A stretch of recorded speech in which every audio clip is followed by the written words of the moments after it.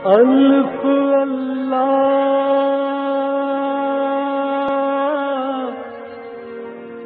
چمبے دی بوٹی میرے من وچ مرشد لائی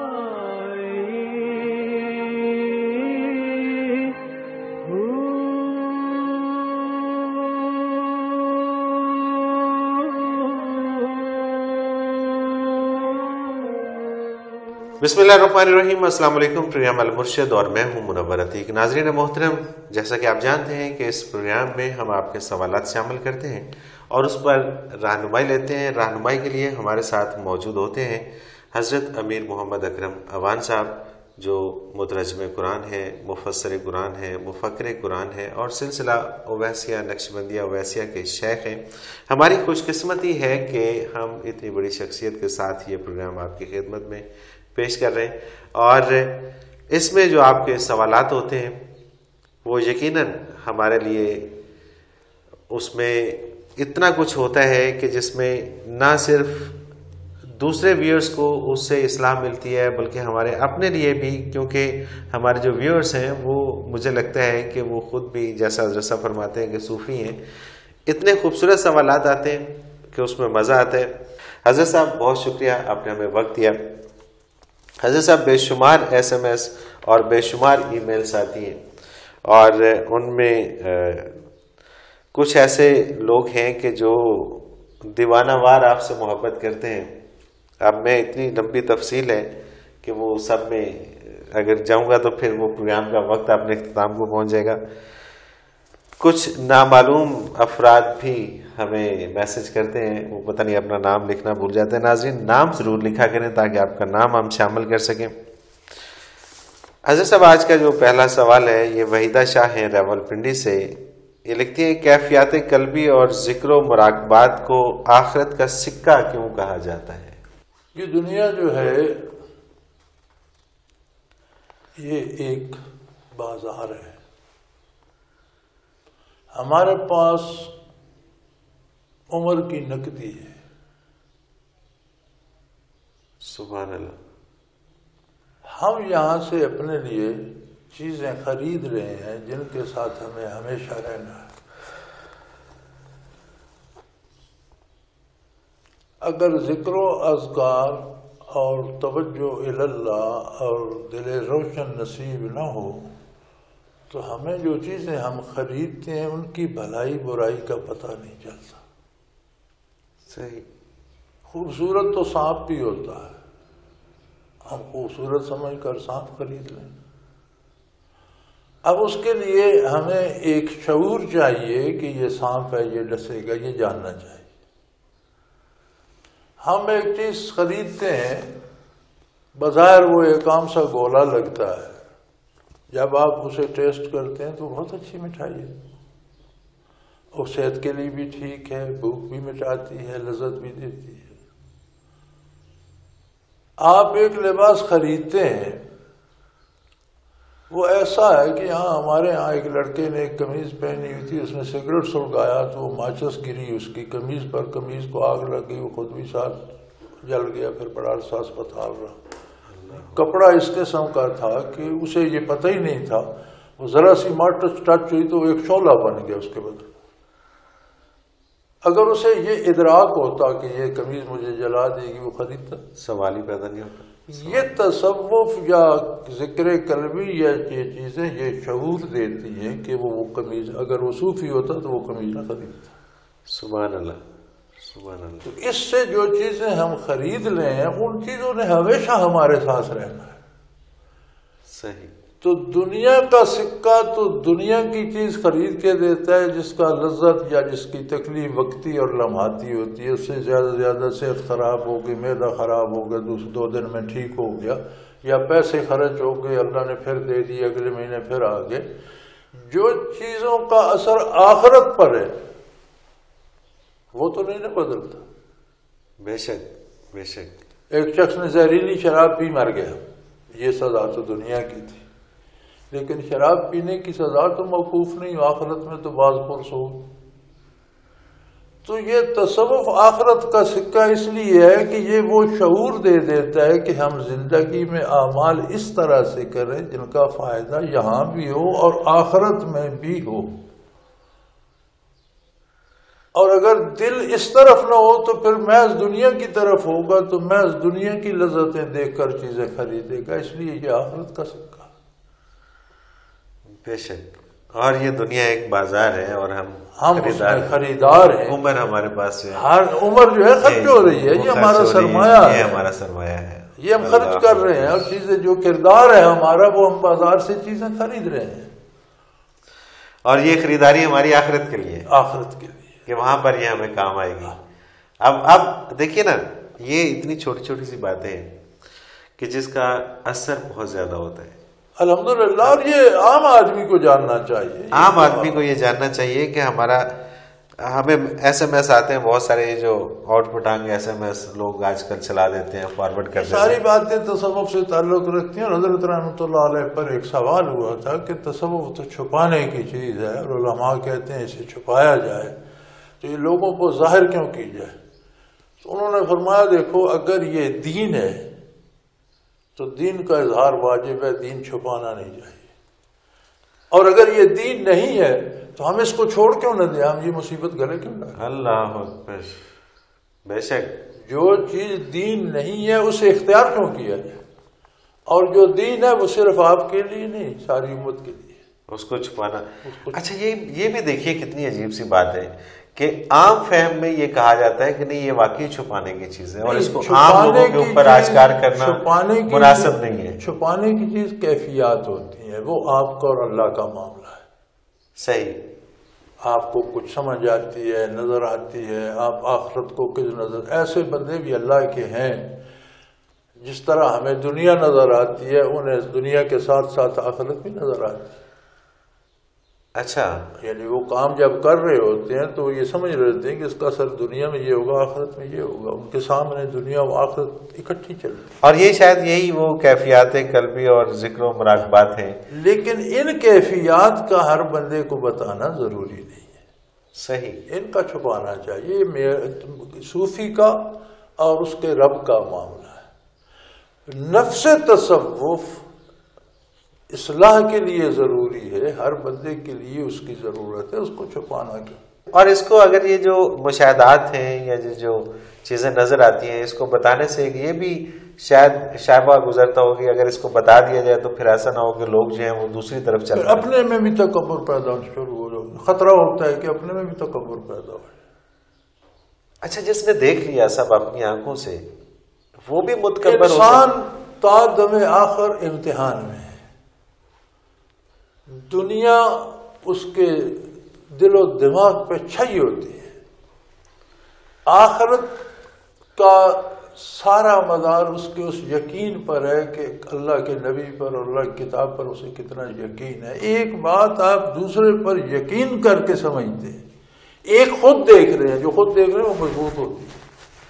میں وہی تو عرض کر رہا ہوں نا کہ جو آپ نے خود دیکھ لیا تو خطرہ ہوتا ہے کہ پھر اس طرف نہ مڑ جائے، لوگوں سے ہاتھ چمانا شروع کر دے، لوگوں سے شیرینیاں لینا شروع کر دے، دولت جمع کرنا شروع کر دے، لوگوں پر اپنا سکہ بٹھانا شروع کر دے، تو کوئی بات نہیں۔ کوئی گناہگار بھی آتا ہے تو وہ اللہ کا بندہ ہے، کوئی کافر بھی آتا ہے تو اس کے پاس ابھی توبہ کا چانس ہے، آپ اس سے نفرت نہیں کر سکتے، ہاں اسے ترغیب دے سکتے ہیں پیار سے، نرمی سے، کہ یار اس طرف آ جاؤ، نہ آئے تو اللہ حافظ، آ جائے تو الحمدللہ، لیکن اس کے پاس ابھی چانس ہے مرنے تک۔ جب کفر پہ مر جاتا ہے تو پھر آپ اس کے لیے دعا بھی نہیں کر سکتے کسی بخش، صحیح، لیکن جب تک زندہ آپ اس کے لیے دعا بھی کر سکتے ہیں، محنت بھی کر سکتے ہیں، مجاہدہ بھی کر سکتے ہیں۔ اب آپ نبی صلی اللہ علیہ وسلم کی تبلیغ کو دیکھیے، آپ نے ساری عمر جو تبلیغ کی، کہیں کسی مسلمان آبادی بستی میں جا کر حضور نے واعظ فرمایا؟ بالکل ضرورت ہی نہیں ہے۔ جہاں گئے کفار کے پاس گئے، کفار کے سرداروں کے پاس گئے، اور یہ بھی تبلیغ کا عجیب انداز ہے حضور کا کہ ایک سردار اگر سمجھ جاتا ہے تو سارا قبیلہ سمجھ جاتا ہے۔ سبحان اللہ، اور جس کی آج ضرورت ہے. اور سردار کے پاس جانے میں بڑا خطرہ تھا. آپ قبیلے کے کسی آدمی کو بات بتاتے ہیں تو عام بات ہے، لیکن آپ ایک سردار کو جا کر کہتے ہیں کہ توبہ کرو اور بتوں کو چھوڑ دو اور اللہ کو مانو، تو یہ زیادہ خطرہ.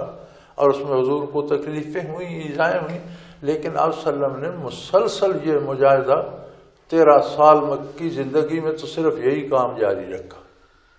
سبحان اللہ، سبحان اللہ. مدنی زندگی میں آپ کے اتنے خدام ہو گئے، ایک ریاست، ایک سلطنت بن گئی، سلطنت کے احکام و افکار پھیلنے لگے، خدام پھیلنے لگے. تو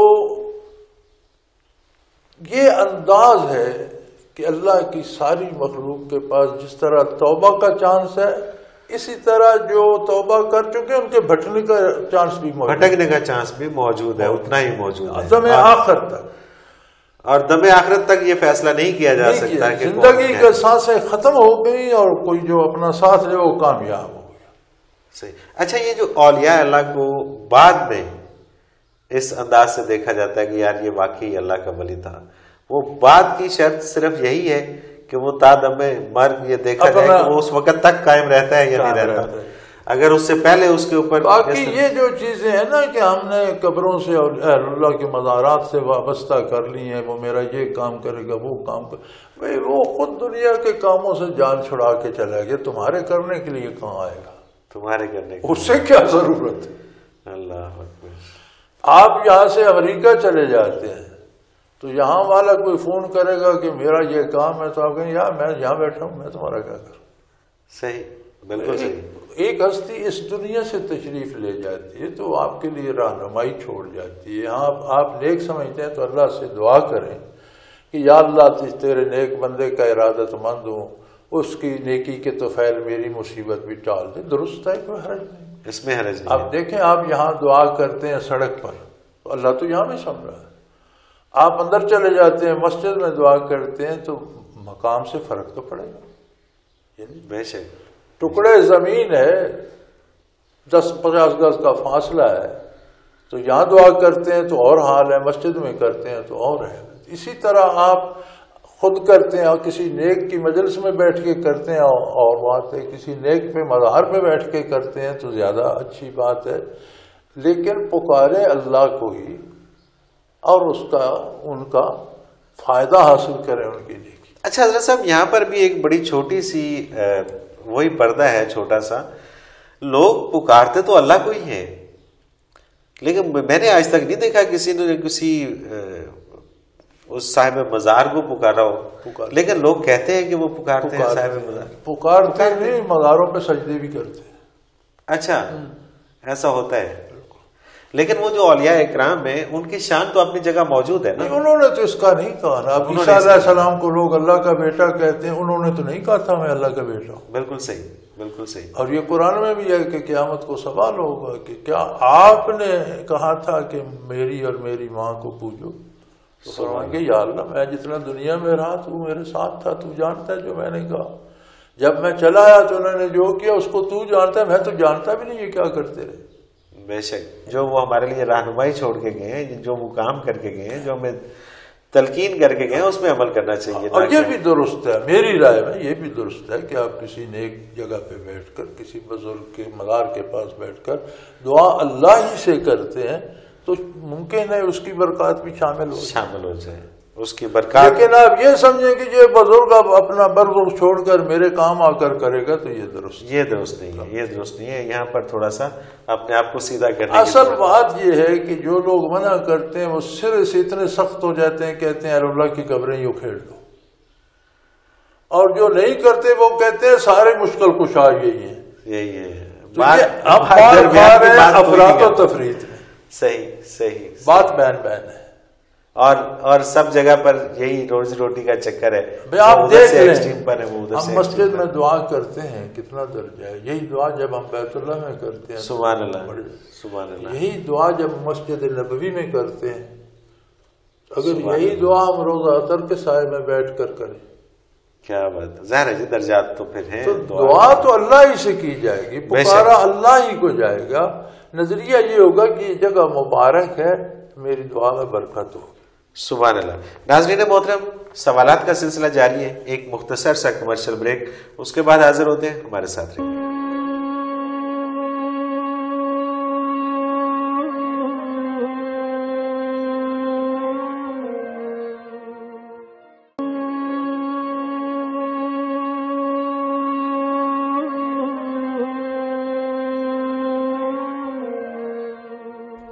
پروگرام میں ایک بار پھر خوش آمدید ناظرین. آپ کے سوالات اور رہنمائی کے لیے ہمارے ساتھ موجود ہیں حضرت امیر محمد اکرم اوان صاحب، سلسلہ نقشبندیہ ویسیہ کے شیخ ہیں، مترجم قرآن ہیں، مفکر قرآن ہیں. حضرت صاحب، ایک اور سوال محمد شفیع حیدرآباد سے کرتے ہیں. شرح صدر سے کیا مراد ہے؟ اللہ جس پہ رحمت فرماتا ہے قرآن کریم میں، یشرح صدرہ للاسلام، اللہ جس سے راضی ہوتا ہے اس کا سینہ اسلام کے لیے کھول دیتا ہے. اور جس سے خفا ہوتا ہے تو اس کی سزا یہ ہے کہ اس کا سینہ دین کے لیے تنگ کر دیتے، ضیق کا لفظ ہے، سکیڑ دیتا ہے، تنگ کر دیتا ہے. صحیح. تو یہ من جانب اللہ ایک انعام ہے کہ سینہ کھل جانے سے مراد یہ ہے کہ اس سینے کو ادراک ہونے لگے، وہ چیزیں سمجھ آنے لگیں جو اللہ کی پسندیدہ ہیں اور اللہ کو جو پسند ہیں وہ چیزیں سمجھ آنے لگیں، دین کی سمجھ آنی شروع ہو جائے، آخرت پر یقین محکم ہو جائے، جس کے نتیجے میں کردار سدھر جائے. تو یہ شرح صدر ہے، یعنی دین کی باتیں سمجھ آنے لگیں. دین کی باتیں جب سمجھ آنے لگے، دل میں اللہ تعالیٰ اترنے لگے، دل کو سمجھ آنے لگے، دماغ تو عطا ہو جائے اور سینہ روشن. دماغ تو، کان تو سنتے رہتے ہیں، دماغ تو یاد کرتا رہتا ہے. اب کتنے اللہ معاف کرے صاحب علم اور علماء بھی ہوتے ہیں، ان سے بھی غلطیاں ہو جاتی ہیں، حالانکہ وہ سارا علم جانتے ہوتے ہیں. اپنے علم کو دنیا سمیٹنے کا ذریعہ بنا لیتے ہیں، حالانکہ وہ جانتے ہیں یہ علم تو آخرت کے لیے تھا، سکہ تو آخرت کا تھا، میں نے کس مارکیٹ میں خرچ کر دیا. اللہ جی کہاں کا مال تھا، میں نے کہاں لٹا دیا. اور قرآن کریم بھی مذمت کرتا ہے کہ میری آیات کو بیچ کر جو دولت جمع کرتے ہیں بڑا ظلم کرتے ہیں. اللہ دین کو بیچ کر دولت حاصل کرتے ہیں، کمال بات. تو شرح صدر یہ ہوتا ہے کہ سینہ دین کے لیے کھل جائے، یعنی دین کی سمجھ آنے لگے اور یقین آنے لگے، اور بندہ اس درجے پر پہنچ جائے کہ اس پر عمل شروع کر دے. سبحان اللہ، سبحان اللہ. ناظرین محترم، آپ بھی اگر اس پروگرام میں شامل ہونا چاہتے ہیں، اگر آپ بھی ہمیں کوئی اپنا سوال بھیجنا چاہتے ہیں، تو ہمارا ایک نمبر بار بار اسکرین کے اوپر ابھر رہا ہے، یہ نمبر نوٹ فرما لیجئے اور اس پہ ہمیں SMS آپ کر سکتے ہیں 033349555021. اس پہ آپ ہمیں SMS کر سکتے ہیں. اور اس کے ساتھ ہی ایک اور ہمارا ای میل ایڈریس اسکرین کے اوپر ابھر رہا ہے، وہ بھی نوٹ کر لیجیے، almurshid313@hotmail.com. آپ اس پر بھی ہمیں اپنے سوالات بھیج سکتے ہیں ای میل کے ذریعے. حضرت صاحب، اگلا سوال ایک اور شامل کروں گا اور اس کے بعد کچھ SMS ہیں وہ پڑھوں گا.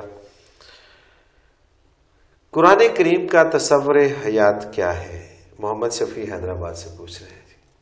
قرآن کریم کا تصور حیات یہ ہے کہ انسان مخلوق ہے، پیدا تو ہوا، اس کا خمیر آب و گل سے ہے، مادے سے، اور مادہ فانی ہے، لیکن اس میں روح عالم امر کی ہے. کل روح من امر ربی. یہ دو امر ہیں، دو عالم ہیں، ایک عالم خلق ہے، ایک عالم امر ہے. عالم خلق سارا فانی ہے، تباہ ہو جائے گا، ختم ہو جائے گا، بدلا جائے گا، تبدیلیاں آئیں گی. لیکن عالم امر صفات الہی ہیں، ان میں فنا نہیں. صحیح. امر صفت ہے اللہ کی، عالم امر پر تو ہے صفات الہی کا، اس میں فنا ہے. اب روح عالم امر سے ہے، وہاں سے کیسے بنی، کس طرح بنی، اللہ کریم فرماتا ہے کہ یہ تم نہیں سمجھ سکتے، بس اتنا تمہارے لیے کافی ہے. کل روح من امر ربی وما اوتیتم من العلم الا قلیلا. تمہارے پاس اتنا علم نہیں ہے کہ تم عالم امر کے بھید جان سکو. اللہ، تمہارے لیے یہ کافی ہے کہ روح عالم امر. اب عالم امر کی چیز کو بہت نہیں ہے، تو اللہ کریم نے انتہائی نیچے کی چیز کو کو انتہائی نازک اور بلندی کی چیز کے ساتھ جوڑ دیا. سبحان اللہ. جوڑا ایسا کہ یہ دونوں لازم و ملزوم بن گئے. اب روح بغیر بدن کے دنیا میں کچھ نہیں کر سکتی، بدن بغیر روح کے کچھ نہیں کر سکتی. تو دنیاوی اعمال دونوں نے مل کر کیے، لہذا آخرت میں نتیجہ بھی دونوں بھگتیں گے. اور روح ہمیشہ رہے گی، نتیجہ بھگتتی رہے گی، بدن کو ساتھ ہمیشہ رہنا پڑے گا. اچھا، بدن کو بھی ساتھ ہمیشہ رہنا پڑے گا. انسانی بدن کو فنا نہیں ہے کیونکہ روح فانی نہیں ہے. کردار ایمان سے لے کر اعمال تک دونوں نے مل کر کیا. حدیث شریف میں آتا ہے کہ اللہ کریم کے سامنے پیش ہو کر ارواح عرض کریں گے کہ یا اللہ ساری خرابی اس بدن کی ہے، ہم تیرے پاس رہے، ہم نے کیا خرابی کی؟ آپ نے ہمیں اس میں پھنسا دیا، اس نے ساری خرابیاں کی. بدن کہے گا یا اللہ میں عرض کرتا ہوں کہ جب تک یہ روح نہیں آئی تھی میں نے کیا کیا؟ اللہ، اس نے آ کر ساری خرابی. حضور فرماتے ہیں اللہ انہیں ایک مثال دکھائیں گے. ایک بندہ اندھا ہوگا، ایک لولا ہوگا. ایک کی نظر نہیں ہوگی ویسے صحت مند ہوگا، دوسرے کی ٹانگیں نہیں ہوں. اب ایک درخت ہے پھل سے لدا ہوا ہے، وہ جو دیکھ رہا ہے وہ اٹھ نہیں سکتا، اس کی ٹانگیں، وہ کہتا ہے یار بڑا خوبصورت پھل ہے. جو اندھا کہتا ہے مجھے تو نظر نہیں آتا کہاں ہے، وہ کہتا ہے مجھے اٹھا لو، وہ اسے کندھے پہ بٹھا کے وہ کہتا ہے اس طرف چل، لے جاتا ہے، قریب جا کے وہ پھل توڑتا ہے. تو اللہ کریم روح اور بدن سے پوچھیں کہ ان میں قصوروار کون ہے؟ اللہ اکبر. کہیں گے جی دونوں. فرماتا ہوں کہ دونوں بھگتو. اللہ اکبر، اللہ اکبر. تو قرآن کریم کا تصور حیات یہ ہے کہ انسان کو ہمیشہ رہنا ہے، اور جو کردار دنیا میں وہ کر رہا ہے وہ اپنی دائمی زندگی کے لیے چیزیں مہیا کر رہا ہے. موت فنا کا نام نہیں، ایک عالم سے دوسرے عالم میں منتقل ہونے کا نام ہے. ہم ذرہ خاک میں تھے، پشت پدر میں آئے، عالم چھوٹ گیا نا خاک میں. بے شک. شکم مادر میں گئے، پشت پدر سے تعلق چھوٹ گیا. شکم مادر سے دنیا میں آئے تو شکم مادر سے تعلق نہ رہا. دنیا میں برزخ سے، دنیا سے برزخ میں چلے گئے تو اسی طرح جیسے پیچھے سے آ رہے ہیں آگے منتقل ہو گئے. فنا نہیں ہے. اللہ اکبر. سبحان اللہ. تو یہ ہے قرآن کا تصور حیات کہ آپ کو یہاں سے منتقل ہو کر آگے جانا ہے، وہاں ہمیشہ رہنا ہے. فرق یہ ہے کہ پشت پدر میں، شکم مادر میں آپ پر کوئی ذمہ داری نہیں تھی. جب دنیا میں آئے آپ مکلف ہو گئے، اللہ نے آپ کو ہوش دیا، پھر اپنے نبی مبعوث فرمائے، اپنی کتابیں بھیجی، آپ کی رہنمائی، اختیار آپ کو دیا، رہنمائی مکمل کی. اب اگر وہ رہنمائی نہیں لیتے تو آپ نے جرم کیا. پھر جب برزخ میں جائیں گے تو عالم اس عمل کے نتائج بھگتنا پڑ جائیں گے آخرت. حضرت صاحب ایک اور سوال ہے، یہ قدسیاں ہیں، قدسیاں یہ کہتی ہیں کہ جی آنکھوں میں اگر لینس لگائے ہوں اور اس کے بعد وضو کیا جائے تو وضو ہو جاتا ہے؟ لینس کا کوئی حرج نہیں ہے. کوئی حرج نہیں ہے، یعنی کہ لینس کیونکہ آنکھوں کو اندر سے دھونا شرط نہیں ہے. ٹھیک ہے. جب آپ وضو کرتے ہیں، منہ دھوتے ہیں تو آنکھ بند کر لیتے ہیں. صحیح صحیح. لینس آنکھ کے اندر ہوتے ہیں. اس میں فرق آتا ہے اس آپ کی نیل پالش سے. اچھا، نیل پالش وہ ٹھیک نہیں ہے. نیل پالش آپ جب وضو کریں گے تو ریموور سے ریموو کر کے وضو کریں گے، کیونکہ ناخن کا گیلا کرنا دھونا شرط ہے. صحیح صحیح. آپ نیل پالش ریموو کر لیں، وضو کر کے پھر لگا لیں. تو نہ اتنی دفعہ کوئی ریموو کرے گا نہ کوئی لگائے گا. اس سے بہتر ہے کہ نہ ہی لگائے. اچھا، مہندی لگائی جا سکتی؟ مہندی جو ہے، مہندی سے تو گیلا ہو جاتا ہے نا، ناخن مہندی لگی ہو تو رنگ ہوتا ہے، اوپر کو کور نہیں ہوتا. صحیح صحیح. تو بچیاں آٹا گوندتی ہیں تو اگر آٹے کا ریزہ جہاں ناخن اور گوشت کے ساتھ چمٹا رہ جائے تو اس کے نیچے جگہ سوکھی رہ جائے، وضو نہیں ہوگا. صحیح صحیح. تو نیل پالش تو ایک کور ہے نا. جی ہاں، وہ تو اس کے اوپر لیٹ ناخن گیلا نہیں ہوتا تو وضو ٹھیک نہیں ہوتا. وضو نہیں ہوتا. تو آپ ریموور ہے آج کل تو ریموو کر لیں، وضو کر کے پھر لگا لیں. لیکن آنکھ کے اندر جو لینز ہے اسے دھونے کی، کیونکہ اندر سے آنکھ دھونا شرط ہی نہیں ہے. جب ہم منہ دھوتے ہیں تو آنکھیں بند کر کے دھوتے ہیں. بالکل صحیح. تو لینس آنکھ کے اندر ہوتا ہے، وہ لگا رہے، اس کا فرض. جی قدسیہ صاحبہ، اگر لینس کا معاملہ ہے تو لینس آپ لگا سکتے ہیں، لینس سے وضو ہو جاتا ہے. لیکن اگر کہیں معاملہ ہے نیل پالش کا تو پھر نیل پالش سے وضو نہیں ہوتا. حضرت صاحب ایک اور سوال شامل کرتے ہیں اس میں. شاہد خاقان ہے راولپنڈی سے، یہ لکھتے ہیں کہ جی وہ کون سی برائی ہے جو شیخ کی توجہ کا راستہ بھی روک دیتی ہے؟ خلوص کا چلا جاتا. صحیح.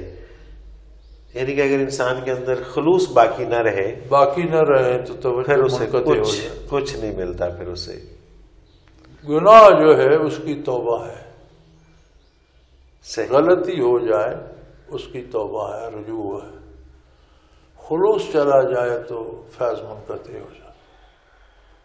صحیح، بالکل صحیح. یعنی کہ اس میں جو لینے والا ہے اس کے اندر خلوص کا ہونا بہت ضروری ہے، بنیاد شرط ہے. بنیاد. اگر خلوص نہیں ہے تو پھر وہ جو مرضی کر لے. جن کو خلوص نہیں تھا وہ نبی کریم سے کچھ نہ لے سکے، اور قرآن نے انہیں منافق. سبحان اللہ، سبحان اللہ.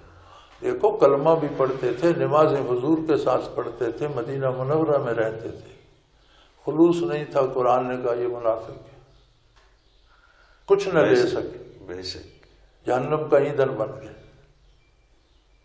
یعنی کہ صرف واحد ایک چیز ہے خلوص، کہ اگر خلوص باقی ہے تو پھر تو سب کچھ گنجائش ہے. پھر گنجائش ہے، غلطی ہو جائے پلٹ سکتا ہے توبہ انسان. کی گنجائش ہے. خلوص چلا جائے پھر آپ نیکی بھی کریں تو وہ منافقت ہے. سبحان اللہ. پھر دکھاوے کو کریں گا نا. بالکل. اور جب خلوص ہی نہیں ہے، جب آپ لینا ہی نہیں چاہتے کچھ، خلوص ہی نہیں ہے تو پھر وہ جو نیکی کریں گے وہ بھی دکھاوے کی ہوگی، اس سے بھی کچھ حاصل نہیں ہوگا. بے شک. جی صاحب ایک اور سوال ہے، رفاقت تلوی ہے راولپنڈی سے. تصوف میں ایک عام اصطلاح ہے توجہ، اس سے کیا مراد ہے؟ شیخ جب کسی کا قلب روشن کرنے کے لیے، کسی کو قلب میں اللہ اللہ یہ ذکر سکھانے کے لیے اس کی طرف متوجہ ہوتا ہے، تو اس کی اپنی جو ایک کیفیت ہوتی ہے، یہ جو طاقت ہوتی ہے، یہ جس درجے کا وہ بندہ ہے، اس میں سے انوارات اس پر القاء کرتا ہے، اس طرف متوجہ ہوتا ہے. یہ اس پر وہ انوارات ڈال کر اس کے دل کو روشن کرنا، اسے توجہ، اصطلاح تصوف میں اسے توجہ کہتے ہیں. صحیح. اور ظاہری دنیا میں بھی، عام اصلاح میں بھی، آپ کسی کام کی طرف دھیان دیتے ہیں تو توجہ کہا جاتا ہے کہ ان کی توجہ اس کام کی طرف ہے. بالکل صحیح. اصطلاح تصوف میں توجہ یہ ہے کہ شیخ جب اپنے منازل سے انوارات منتقل کرتا ہے یا القاء کرتا ہے طالب کے قلب پر، اسے اصطلاح تصوف میں توجہ کہتے ہیں. اور یہ توجہ کے بغیر کچھ حاصل نہیں ہوتا، یہ توجہ بہت ضروری ہے. اور شیخ کی توجہ کے بغیر، میں پرائمری میں چوتھی پانچویں میں پڑھتا تھا تو ہمارے ایک استاد ہوا کرتے تھے، ملک محمد نواز، اللہ پاک ان کو غریق رحمت کرے، بہت نیک آدمی تھے. اس وقت استاد کلا باندھا کرتے تھے، سفید پگڑی اور چملا، اور وہ بڑا اچھا سلوار قمیض پر ہمیشہ ہر استاد نے باندھا ہوا، اللہ ماشاء اللہ اکثر نے وہ باندھا ہوا. تو ایک دن وہ مجھ سے کہنے لگے کہ میں فلاں بزرگ کے پاس پیش ہوا تھا، ملاقات ہوئی تھی، اور انہوں نے کہا کہ تمہارا مزاج بہت اچھا ہے، طبیعت بہت اچھی ہے، لیکن توجہ کی ضرورت ہے.